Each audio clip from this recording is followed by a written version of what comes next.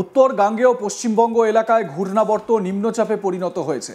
এই নিম্নচাপের অভিমুখ ছত্তিশগড় ঝাড়খণ্ডের দিকে। এর প্রভাবে দক্ষিণবঙ্গে ভারী বৃষ্টি ও উত্তরবঙ্গে বিক্ষিপ্ত ভারী বৃষ্টি হতে পারে।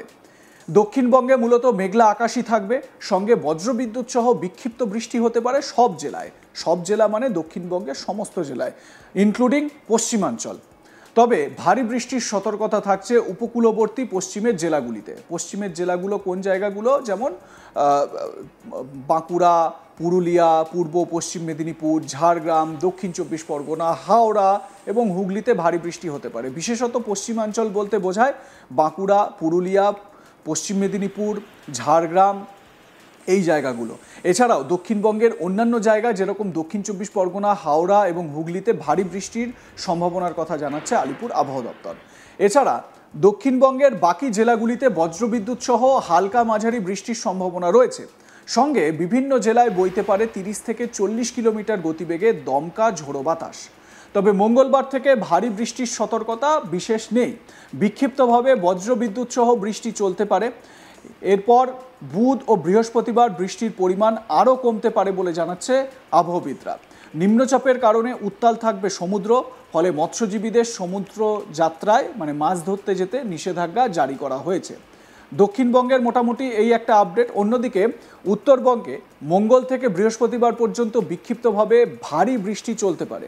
এক্ষেত্রে উত্তরবঙ্গের উপরের দিকের 5 জেলা অর্থাৎ দার্জিলিং, কালিম্পং, আলিপুরদুয়ার, কোচবিহার ও জলপাইগুড়িতে বিক্ষিপ্তভাবে ভারী বৃষ্টিপাত হতে পারে।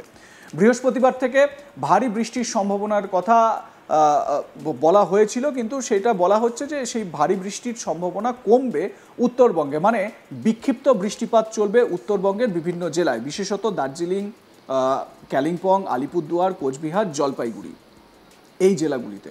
অন্যদিকে যদি দক্ষিণবঙ্গের দিকে তাকাই, তাহলে দক্ষিণবঙ্গে মূলত যেটা পূর্বাভাস দেওয়া হচ্ছে সেটা হচ্ছে পশ্চিমের জেলাগুলোর জন্য। পশ্চিমের জেলাগুলো যেমন বাঁকুড়া, পুরুলিয়া, ঝাড়গ্রাম, পশ্চিম মেদিনীপুর, এই জায়গাগুলোতে ভারী বৃষ্টির সতর্কবার্তা দেওয়া হয়েছে। এবং যেহেতু পূর্ব মেদিনীপুর উপকূলবর্তী জেলা, সমুদ্র উপকূল একদম, আপনারা জানেন যে দীঘা, মন্দারমণি, তাজপুর, এই যে বিস্তীর্ণ যে উপকূলটা রয়েছে পূর্ব মেদিনীপুর জুড়ে, এই উপকূলবর্তী জেলা হওয়ায় এখানে কিন্তু ভারী বৃষ্টির পূর্বাভাস দিচ্ছে আলিপুর আবহাওয়া দপ্তর।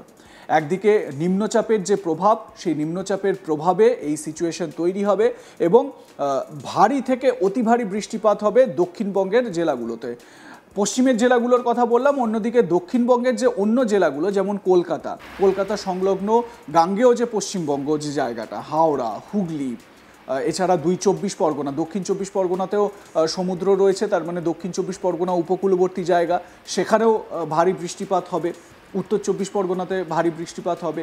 এছাড়াও নদিয়া, বীরভূম, এই যে জায়গাগুলো, পূর্ব ও পশ্চিম বর্ধমান, এই জায়গাগুলোতে মোটের ওপর বৃষ্টিপাত হওয়ার একটা পূর্বাভাস দেওয়া হয়েছে আলিপুর আবহাওয়া দপ্তরের তরফে।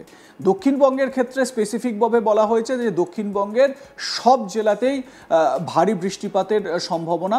অন্যদিকে উত্তরবঙ্গের জেলাগুলোতে ওই কয়েকটি জায়গা যেরকম দার্জিলিং, কালিম্পং, আলিপুরদুয়ার, জলপাইগুড়ি, এই জায়গাগুলোতে কিছুটা বৃষ্টিপাত হবে, তবে বৃষ্টিপাত ধীরে ধীরে কমবে।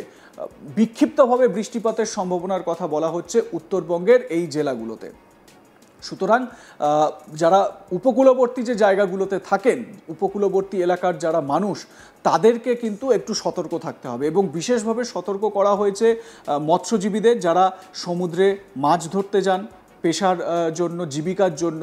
মৎস্যজীবীদের মাছ সমুদ্রে যেতে হয় এবং আপনারা বিভিন্ন সময় এটা শুনেছেন বা খবরে দেখেছেন যে সমুদ্রে মৎস্যজীবীদের যে ট্রলার, সেই ট্রলার উল্টে গিয়েছে এবং তারপর বেশ কয়েকজন মৎস্যজীবী নিখোঁজও হয়ে গিয়েছেন, এরকম বিভিন্ন সময় শুনতে পাওয়া যায়। তো সেই জন্যই সমুদ্রের পরিস্থিতি খারাপ হবে এমনটাই পূর্বাভাস দেওয়া হচ্ছে আলিপুর আবহাওয়া দপ্তরের তরফে। এছাড়াও মৌসুম ভবনের তরফ থেকেও সার্বিকভাবে সারা দেশের এই উপকূল যে জায়গাগুলো রয়েছে, আপনারা যদি ভারতের ম্যাপটা দেখেন তাহলে দেখতে পারবেন যে বঙ্গোপসাগরের যে উপকূলের যে জায়গাগুলো একেবারে সাউথের দিক থেকে শুরু করে, মানে সাউথ ইন্ডিয়ার পোর্শন থেকে শুরু করে পশ্চিমবঙ্গ এবং তারপর পশ্চিমবঙ্গের পরে বাংলাদেশ, এই জায়গাগুলোতে কিন্তু ভারী বৃষ্টিপাতের সম্ভাবনার কথা জানানো হচ্ছে। নিম্নচাপের জের রয়েছে এবং সমুদ্র উত্তাল থাকবে বলে জানাচ্ছে হাওয়া অফিস। লাইক কমেন্ট শেয়ার করতে ভুলবেন না, আপনাদের মতামত জানান। দেখতে থাকুন আজ তাক বাংলা, সাবস্ক্রাইব করুন আমাদের ইউটিউব চ্যানেলটি, বেল আইকন প্রেস করুন নোটিফিকেশন পেতে।